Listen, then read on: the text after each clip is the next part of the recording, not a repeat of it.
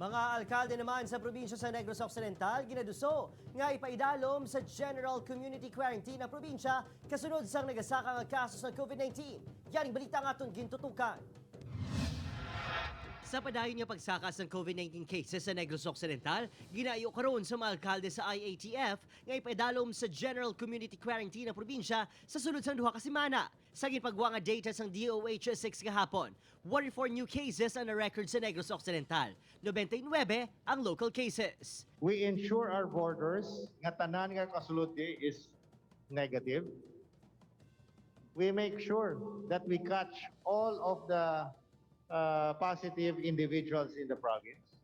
Malipit 6,000 na ang kaso sa probinsya, 742 diri ang active cases.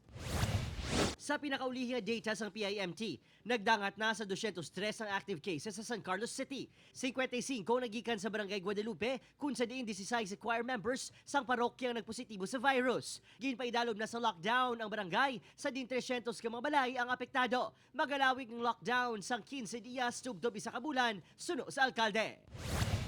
Sa Banwa sa Kawayan, ginpaidalo man sa 14-day precautionary lockdown ang pinakaporsyon sang barangay Gilhungan kag Isyo. 55 ka mga balay sa Gilhungan kag 47 naman sa Isyo ang apektado sa lockdown. Gin-lockdown man ang Kabangkalan City Hall kahapon.